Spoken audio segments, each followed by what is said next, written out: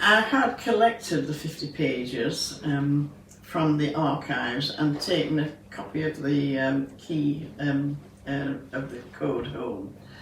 The next thing was to try and decipher what the symbols meant.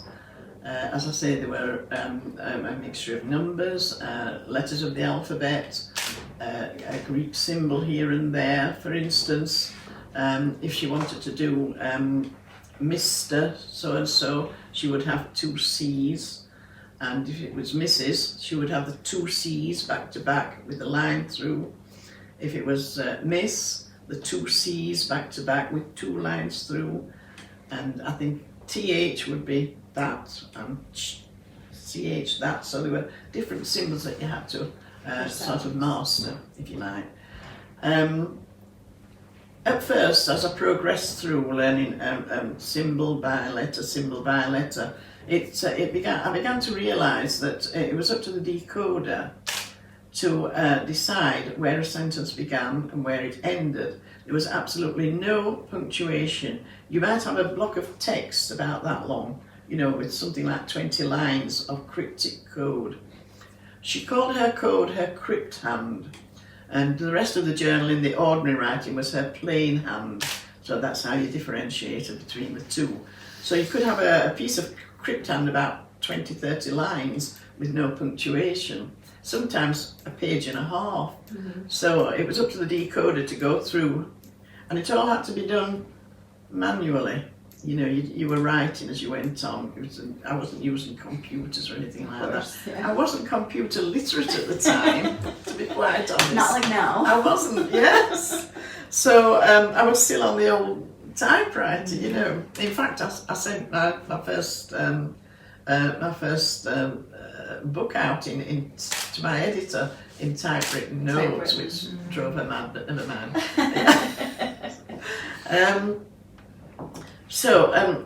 As I say, the late John Lister had published parts of her plain hand in the local Courier, political things and other innocuous things. Right. If we can call politics innocuous. Today. Looking at it today, yeah. Yes, but still. There was nothing from the crypt hand. And I thought I'll have to have a look into the history of this. And of course, when I did some more research, I found the letters of Arthur Burrell, who was a colleague of John, well, not a colleague. Arthur Burrell was a teacher in Bradford, okay. And he and John Lister were antiquarians. And they were very curious about the code. And one night, Arthur Burrell said, "I'm going to take 2 books home with me, and I'm going to try and crack this code." And he came back the next morning and he was very excited, and he said he'd found a clue, and what she'd written in her plain hand was, "In God is my," and then there were 4 symbols, and they could have only been hope.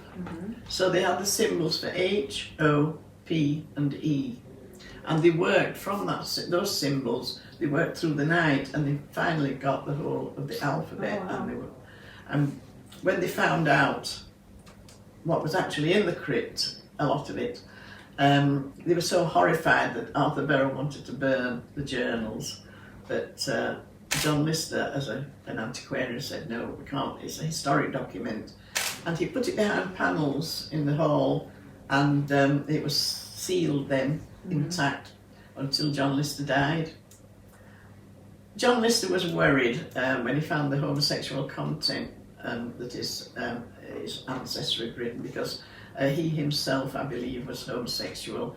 And we're talking about the era of Oscar Wilde. We're looking now in the 1890s, and it was the era of Oscar Wilde. You know, he was in prison for gay sex. He could be prosecuted for it. Could be prosecuted, yes. And John Lister had opened a school for delinquent boys just up above Shibden, and I think there was a lot of scandal about what was going on there. So he was really worried, because he was such a respectable member of society. He was found a member of the ILP, you know, the Independent Labour Party, and certainly it would have been a huge scandal in the town. So they were locked away. And then we've seen the panel downstairs. Yes, we'll video there in a little bit, but there's the actual panel where they were hidden. And when he died, what had happened actually, this is all in Jill Liddington's book, Presenting the Past. What had happened before he died, he went bankrupt, and a friend of his, who was a philanthropist called McRae, he bought the house and the grounds, and he gave the grounds to become a park for the people of Halifax. But he said John could live in the hall until he died, but then it would go to the Halifax Town Council, as it was then. So when John died in 1933, the house reverted to Halifax. And the chief librarian, Edward Green, his daughter was wanting to do her MA in librarianship. So he said, well, if you went up and collated all the documents at Shibden Hall, got them, coded them and got them in order, then that you could work your MA on that. So she did find the journals, but she said, I didn't put any of that in my work because we didn't talk about things like that in those days. So Arthur Beryl had given the key to the code to Edward Green. So Edward Green knew, Arthur Beryl knew, and his daughter knew. And then, of course, certain dignitaries in the town had to be told, but they said, we're not going to do anything, nothing has to be published. Like an iron curtain came down over our listeners' journals, if you like. Until the 1950s, when Dr. Phyllis Ramsden and her colleague Vivian Ingham, and they started decoding. And again, it was hidden from public view, with Dr. Ramsden saying the crypthand passages are so dull and boring, nobody could possibly want to read them. Well, of course, they were the absolute kernel of the journals to a certain extent. And although her colleague did say anybody who wants to do a real study, an in-depth study of Anne Lister, must not omit the crypthand passages, yes. But that was, we're looking in 1950s, and it was still all very hush-hush, okay. And then in the 1980s, I came along, I'm afraid, yes.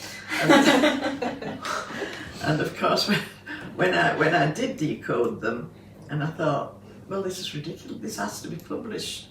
This is such a slice of women's history that's been hidden for centuries, really. And so, of course, that was in 1983, and in 1988, I published my first book of extracts, and her cover was blown, if you like.